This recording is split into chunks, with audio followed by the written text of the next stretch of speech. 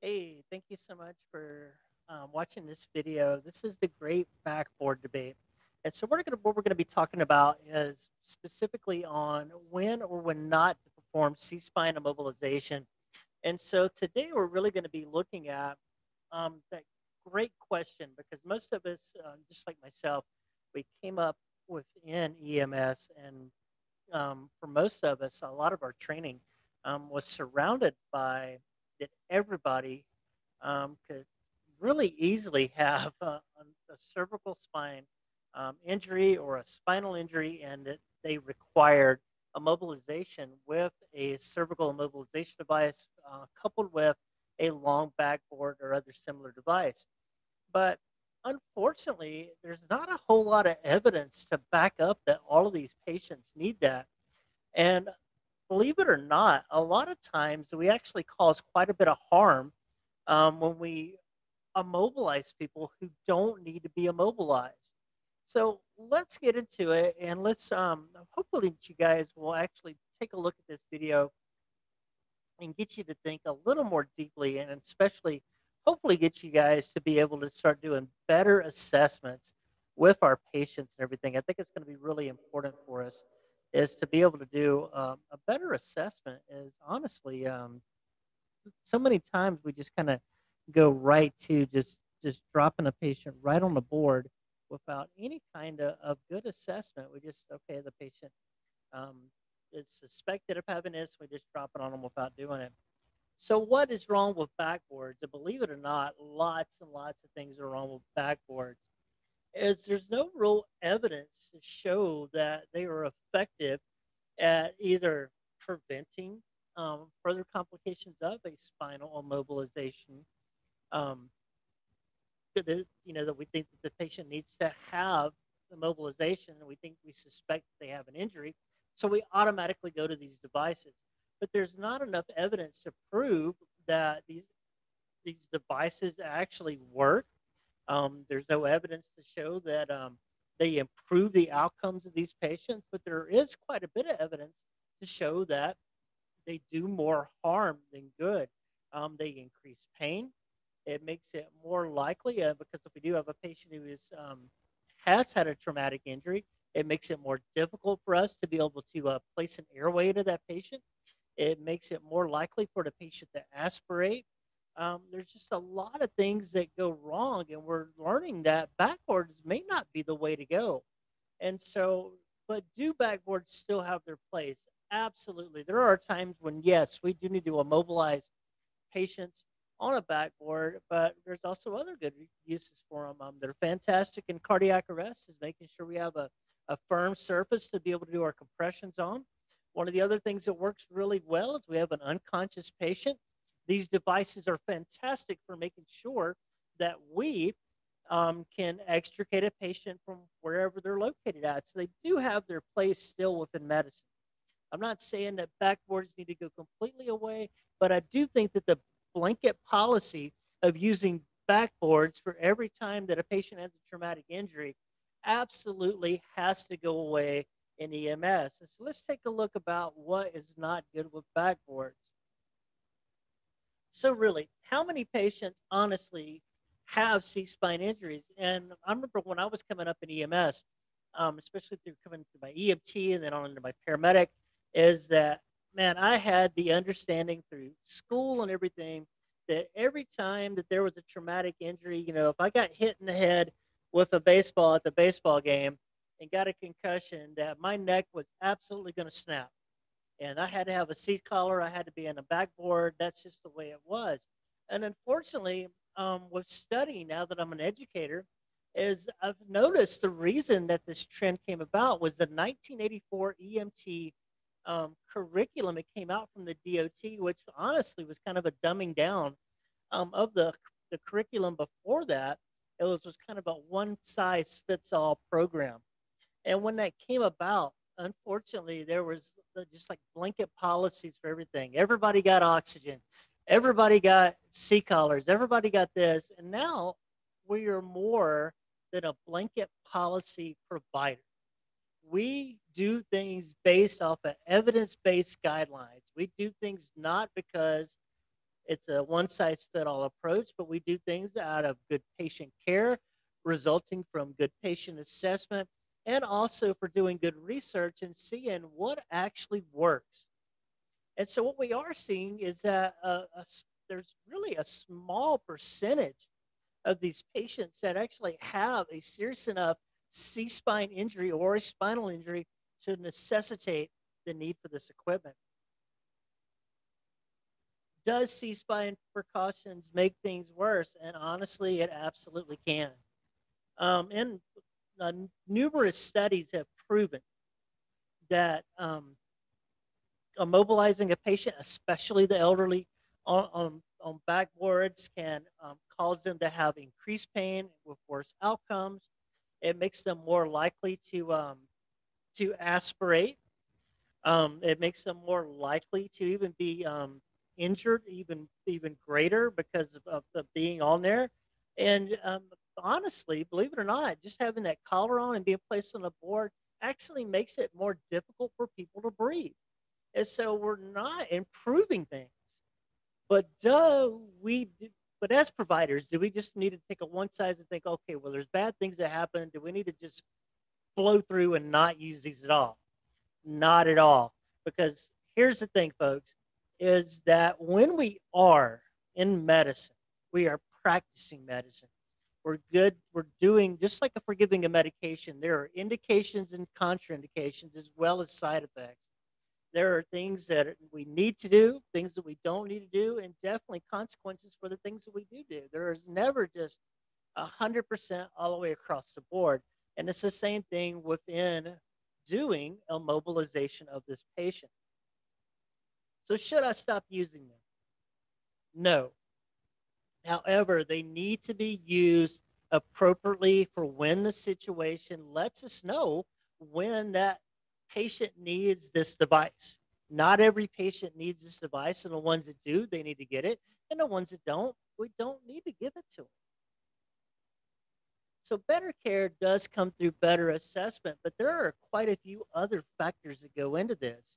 Is that a lot of time cervical spine immobilization on a backboard and with C collars and all the other devices, CIDs and things that go along with it, are oftentimes not even appropriately placed on the patient correctly to begin with.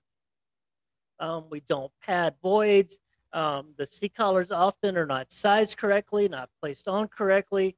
And so we end up making a bad situation a lot worse is because we just don't do a good job with it. And so we've got to get better. So if we are going to be immobilizing a patient, we've got to make sure that we are taking every precaution necessary to make sure that that patient is packaged appropriately and that that patient can be as comfortable as they can be within that immobilization packaging. So let's ask ourselves, is this patient high risk? Are they age greater than 65 years? If they are, then we should highly consider placing this patient into immobilization. But we can use soft immobilization and different things as well to make them more comfortable. But because they have brittle bones, things like osteoarthritis, osteoporosis, different changes that happen in age, they're a little more likely to develop some of these injuries. Does this patient have tingling or numbness in the extremities? If they do, we need to go ahead and be considering immobilization. Have they had a fall from an elevation greater than 2 times the height or 5 or more stairs? Have they been involved in a motor vehicle crash greater than 45 miles per hour? Was it a rollover? Was it an ejection?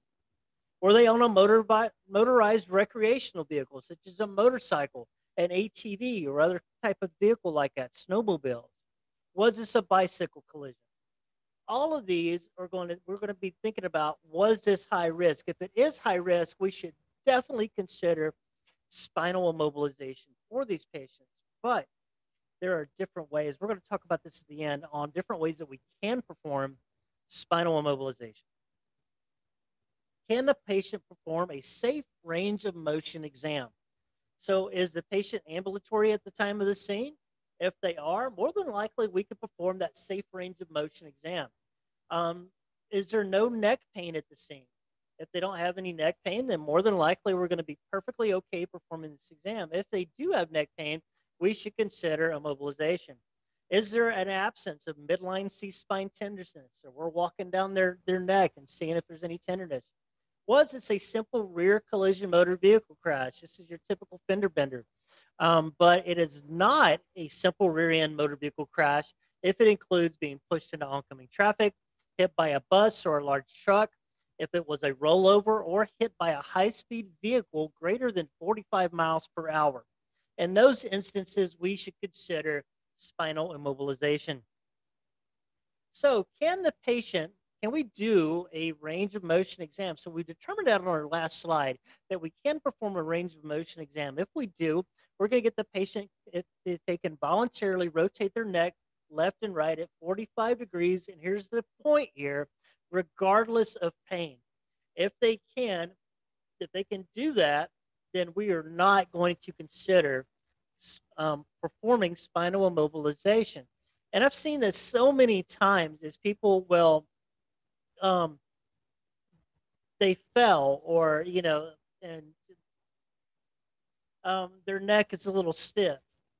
All right, neck stiffness versus pain and different things. We've got to do a good assessment and think about, does this actually lead to a spinal injury enough for us to consider a collar? And one of the studies that I was reading was saying that even placing a patient in a C collar doesn't properly immobilize like we think it does. So what is the purpose of us even putting a patient in a collar? It's splinting, correct? We are providing a splint. But a splint has to do one thing. It has to go above a joint and below a joint as it keeps it straight, or above and below a bone to keep it straight. But how can we do that in a spine or in a neck when there's a bunch of little bones that are all lined up in a row? And so can we truly, and this is the question that came up within this, and some really smart people came up with this thing. I'd be more than happy to post that at the link here at the bottom, is it really a splint if there's multiple bones? And so if we've got that, imagine we've got a C collar on, all right, and all the bones in the neck, is it possible if we take a curve in the ambulance, is the normal pulls, all right, of gravity, but also of inertia and stuff that's pulling the different forces that are happening on the neck, could it still pull those bones out of place even though that patient's still in a cervical collar? And that answer is yes. Even though we've got that cervical collar on, that patient, are they fully immobilized? And these are some of the things that we have got to start asking ourselves. So here are some considerations. Our preferred immobilization devices, this is in North Dakota, this is what we're talking about, are, number one, a cervical collar and strap to the gurney in a position of comfort. It's just putting a collar on, getting them comfortable. That still allows us to get the patient up and prevent any kind of aspiration and different things. The next one is a vacuum mattress with a cervical collar. The next one could be a combi carrier or a scoop stretcher with a cervical collar with a CID and spider straps. The next one, a KED with C collar, and the last one should be the long spine board with C collar. So we've got a lot of other options way before going to that spine board. So a couple of other considerations we may want to think about, and here's the big one. Adequate spinal precaution may be achieved by placement of a hard collar and ensuring that the patient is secured tightly to the stretcher, ensuring minimal movement and patient transfers. And if we are going to be doing our transfers, moving the patient from the bed over to another bed or whatever, is that we should make sure that we are holding C-spine and we are moving C-spine like we should. So utilization of the spinal immobilization should occur in consideration, listen to this, consideration of the individual patient's benefit versus risk. So is this going to benefit the patient? Is it going to improve their outcome? If it is, we should think about it. If it's going to make things worse, then we should be thinking of other ways to do this.